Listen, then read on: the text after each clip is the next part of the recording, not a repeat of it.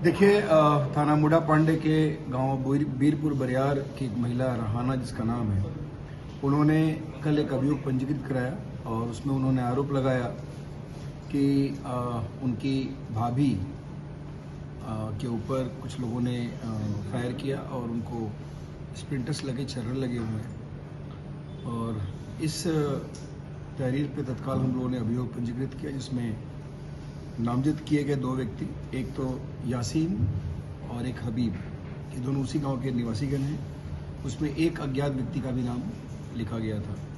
हम लोगों ने जो अप्रोप्रिएट सेक्शंस थे उसमें हम लोगों ने अभियोग पंजीकृत कर लिया और जब गहराई से इस पूरे प्रकरण की छानबीन की गई तो कुछ अलग ही ये स्टोरी निकल के आई।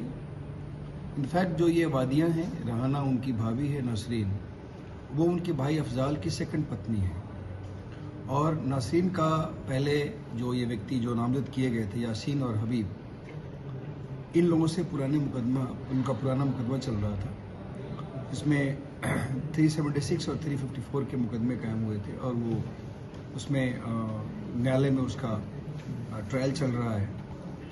उसके बाद इन लोगों ने प्लान किया कि पुनः एक केस नासरीन और अफजाल और अपने कुछ अन्य साथियों के साथ, एक उसका रिलेटिव है उसमें, इनके साथ मिलकर के प्लान किया कि हम लोग पुनः यासीन और हबीब को के ऊपर मुकदमा बनाने के लिए एक ऐसा षड्यंत्र रचे। तो इन लोगों ने पूरी कहानी बनाई, जिसमें जो ये वादिया है उसका भाई अफजाल, उसका एक खलेरा भाई यानी उसकी मौसी का बेटा नफीस, एक उसका दोस्त लल्ला और एक इसरार पहलवान, और ये नासरीन जो उसकी पत्नी है।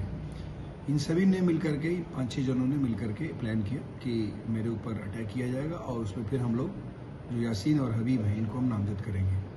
और उसी में ये अभियोग पंजीकृत कराया गया।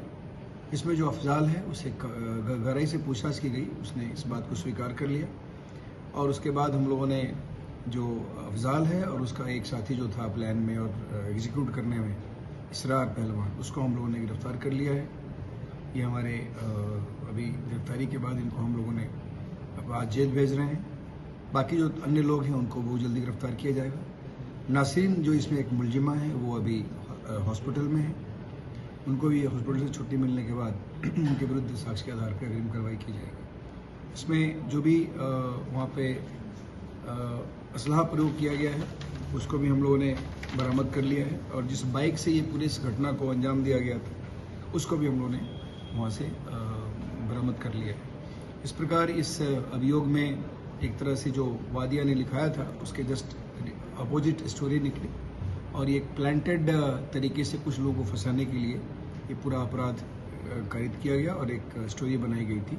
इसका खुलासा हम लोगों ने किया। ठीक है, थैंक यू।